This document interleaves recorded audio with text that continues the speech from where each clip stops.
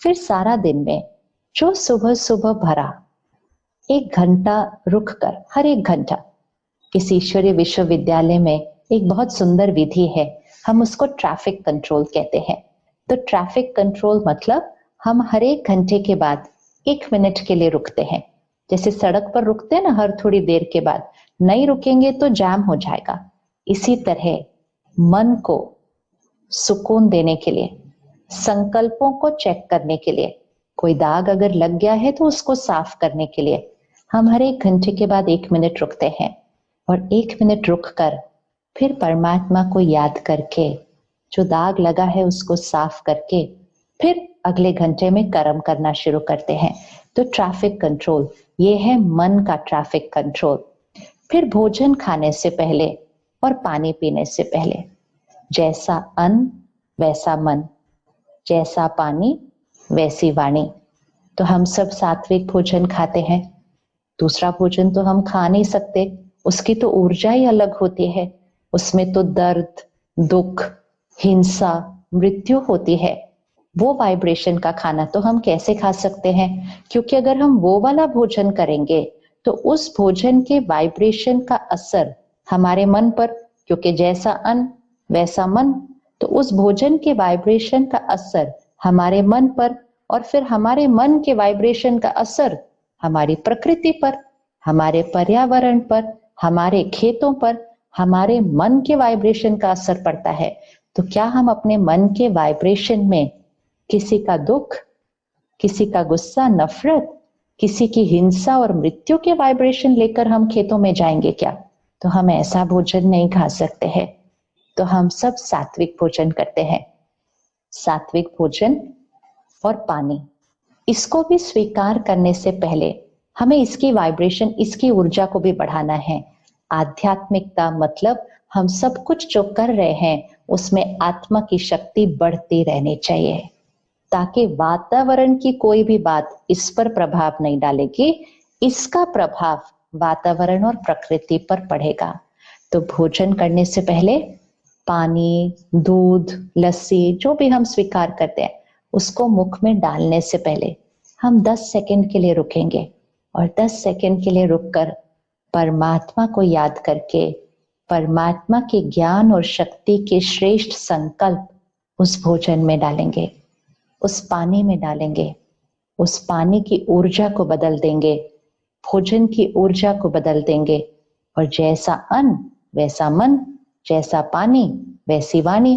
तो हमारा अन्न बन जाएगा प्रसाद और हमारा पानी बन जाएगा अमृत। और जो हमेशा प्रसाद खाएंगे और अमृत पिएंगे तो वो आत्मा कितनी शुद्ध और पवित्र हो जाएगी। तो भोजन और पानी से पहले 10 सेकंड जरूर रुकना है।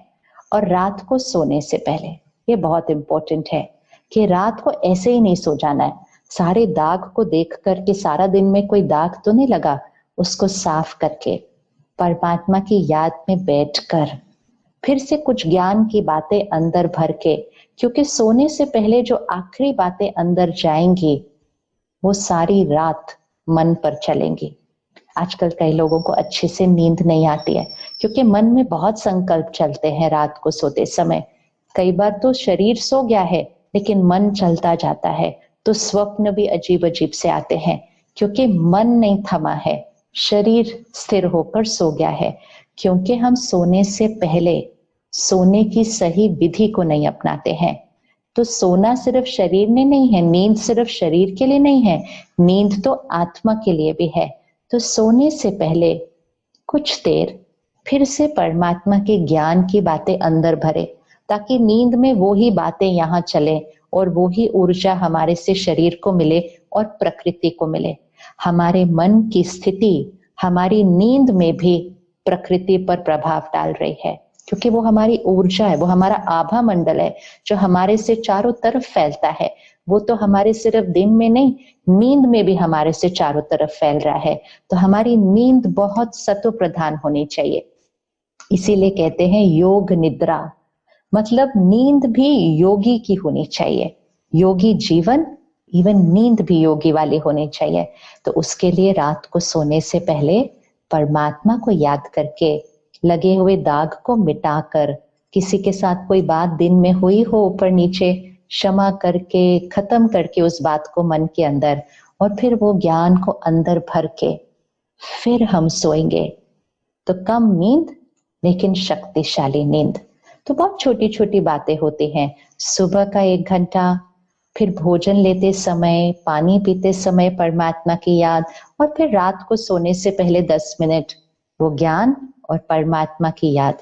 ये छोटी छोटी चीजें करने से दाग मिटते जाते हैं और आत्मा के वो 7 गुण हर संकल्प सोच में, हर बोल में और हर कर्म और व्यवहार में प्रत्यक्ष रूप में सामने आते हैं। और जब आत्मा के वो 7 गुण, वो 7 शक्तियां, प्यार, पवित्रता, शांति, शक्ति, ज्ञान, सुख और आनंद, जब ये 7 संस्कार प्रत्यक्ष हर सोच, बोल और कर्म में होंगे, मतलब ये आत्मा शक्तिशाली हो गई है।